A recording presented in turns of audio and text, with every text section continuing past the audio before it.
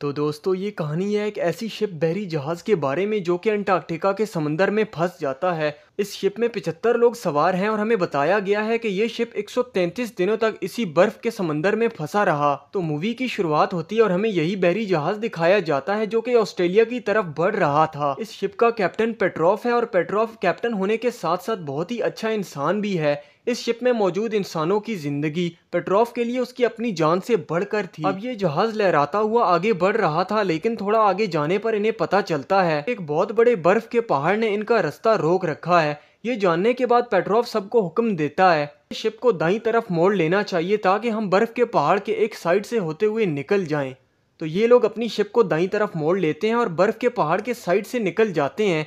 जब ये पहाड़ के साथ से गुजर रहे थे तो बर्फ के कुछ टुकड़े इनकी शिप में आकर गिरने लगते हैं। तभी शिप को एक जोर का झटका लगता है तो इनका एक साथी अपने डॉग के साथ पानी में गिर जाता है। ये देखकर पेट्रॉफ उस आदमी को बचाने का सोचता है। वो सीढ़ी लगाकर इस आदमी को बचाना चाहता था। तभी शिप का सेकंड कैप्टन आकर कहता है कि ये तुम क्या करने जा रहे हो? तुम एक आदमी की वजह से हम सब की जान को खतरे में डालना चाहते हो। अगर तुम्हें कुछ हो गया तो इस शिप को कौन कंट्रोल करेगा? इन दोनों के दरमियान बहस चली रही होती है कि तभी एक आदमी सीढ़ी के जरिए नीचे जाकर अपने साथी को बचाने की कोशिश करता है, पर वो देखता है कि उसका साथी तो पानी की ठंड की वजह से मर चुका है, पर उसका डॉग अभी भी जिंदा था। तो वो आदमी उस डॉग को लेकर वापस शिप में आ जाता है, लेकिन पानी के बहुत ज्यादा ठंडे होने की वजह से उस आदमी की आवाज चली गई थी। वो बोल नहीं पा रहा था। पर अब बर्फ का पहाड़ इन लोगों के लिए बहुत बड़ा चैलेंज था। आगे बढ़ते हुए इनकी शिप का रिडार सिस्टम भी खराब हो जाता है, जो कि और भी बड़ी मुसीबत थी, क्योंकि रिडार सिस्टम ही इन्हें बताता था कि बर्फ पानी में कहां कहां पर जमी हुई थी। अब ये लोग ये भी नहीं पता कर सकते थे कि कहां कहां पर बर्फ जमी हुई है।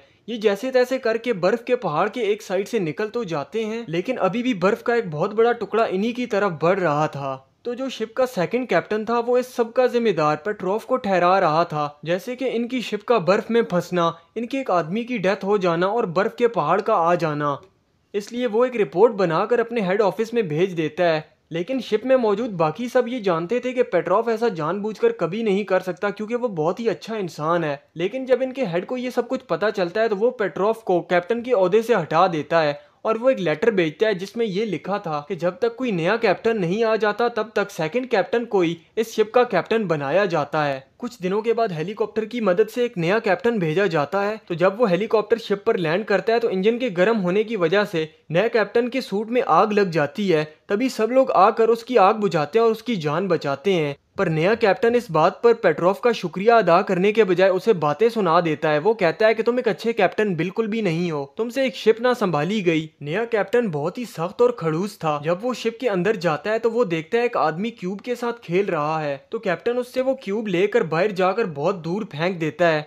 यहाँ पर हमें बाहर का मंजर दिखाया जाता है तो हर तरफ बर्फ ही बर्फ जमी हुई थी। इनका शिप बुरी तरह बर्फ में फंस चुका था। ना तो ये लोग आगे जा रहे थे और ना ही पीछे आ पा रहे थे। दूसरी तरफ हमें मॉस्को शहर दिखाया जाता है, जहाँ पर पेट्रॉफ की बीवी मिनिस्टर के पास जाती है और अपने हस्बैंड पेट्रॉफ की मदद के लिए रेस्क्यू टीम भेजने के लिए कहती है। दूसरी तरफ शिप में सब लोग मीटिंग कर रहे थे कि वो इस बर्फ से कैसे निकलेंगे। तभी यहाँ पर एक आदमी आइडिया देता है। वो कहता है कि हमारे पास जो पेट्रोल है हम उसकी मदद से एक बहुत बड़ा धमाका करते हैं, क्या पता इस तरह कोई रास्ता बन जाए। ये मीटिंग पेट्रॉफ करवा रहा था। तभी यहाँ पर नया कैप्टन आ जाता है और वो इस मीटिंग को कैंसिल करवा देता है। वो कहता है कि जिस फ्यूल की मदद से तुम धमाका करने की बात कर रहे हो, आने वाले दिनों में हमें उस फ्यूल की जरूरत होगी। लेकिन फ्यूल से धमाका करने वाला प्लान पेट्रॉफ को भी कुछ पसंद नहीं आया था।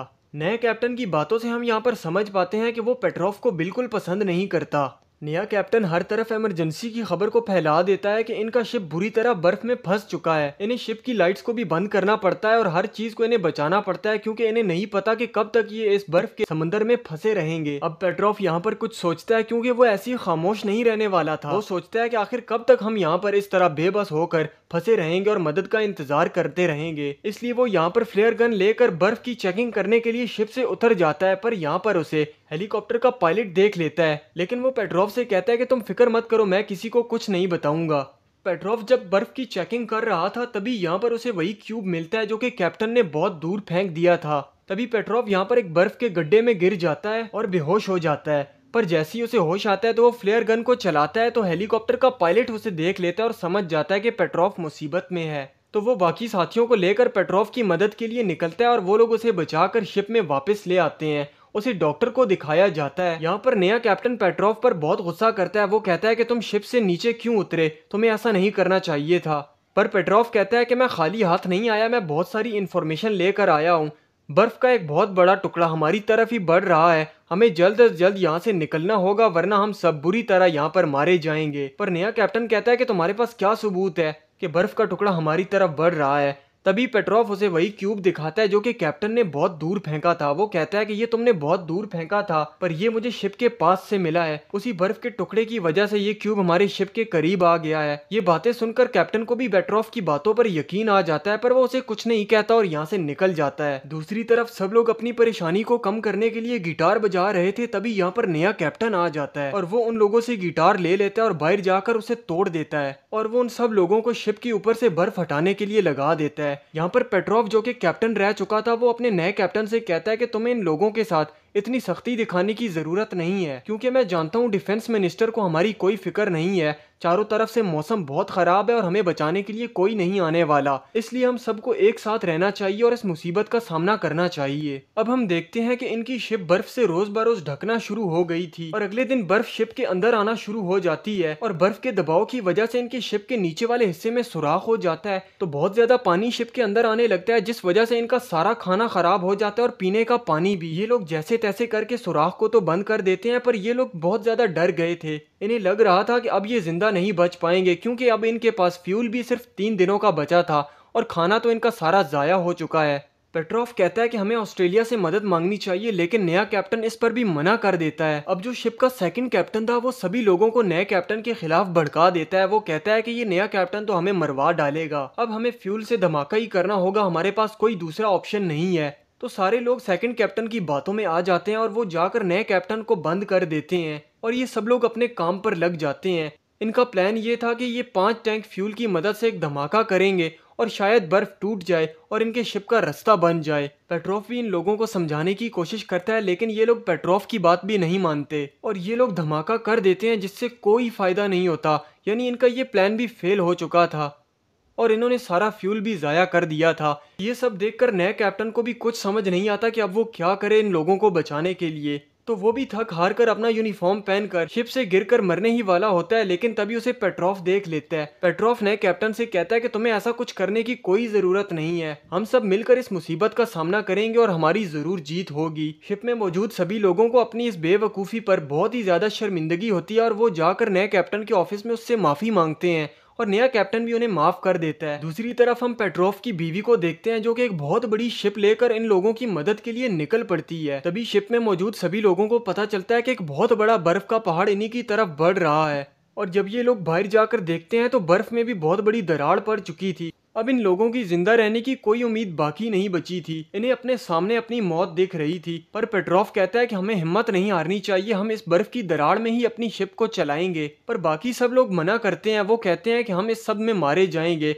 पर पेट्रोव कहता है कि नहीं, हम ऐसा कर सकते हैं। अब नया कैप्टन भी पेट्रोव का साथ देता है क्योंकि वो भी अब पेट्रोव की काबिलियत को जान चुका था। यहाँ पर पेट्रोव का प्लान ये था कि वो हेलीकॉप्टर में जाकर इन लोगों को आगे का रास्ता बताएगा क्योंकि इनका रिडार तो पहले ही खराब हो चुका है। लेकिन नया कैप्टन कहता है कि मैं हेलीकॉप्टर में जाकर तुम्हें रास्ता बताऊंगा और तुम अपनी शिप को लेकर आओगे क्योंकि तुम अपनी शिप को बहुत अच्छे से जानते हो। तो यहाँ पर सभी लोग जोश में आ गए थे और अपने काम पर लग जाते हैं।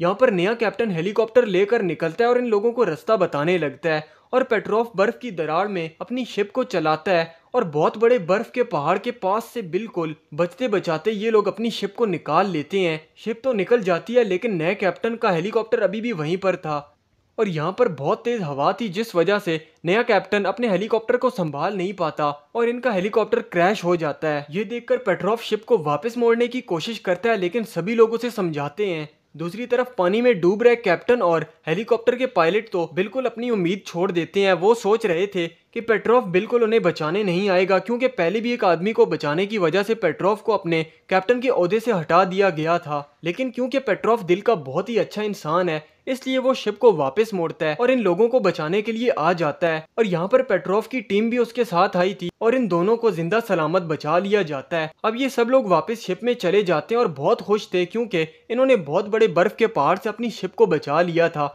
और अब इन्हें आगे जाने का रास्ता भी मिल गया था। तो ये लोग खुशी खुशी आगे जाते हैं और पेट्रोव की बीवी का शिप भी इन्हें मिल जाता है और ये दूसरी शिप से अपनी शिप में फ्यूल भी भर लेते हैं और बहुत ही ज्यादा खुश थे क्योंकि इन्होंने बहुत ही मुश्किलात के बाद आखिरकार इन्होंने अपनी शिप को मुसीबतों से निकाल ही लिया था। ये लोग अब शिप में पार्टी करते हैं और न्यूज़पेपर में भी इनकी पिक्चर आती है जो कि पेट्रोव की बीवी ने पब्लिश करवाई थी। और इसी अच्छे मोमेंट के साथ इस मूवी का एंड हो जाता है। तो इस वीडियो को लाइक और चैनल को लाजमी सब्सक्राइब करना। Peace out.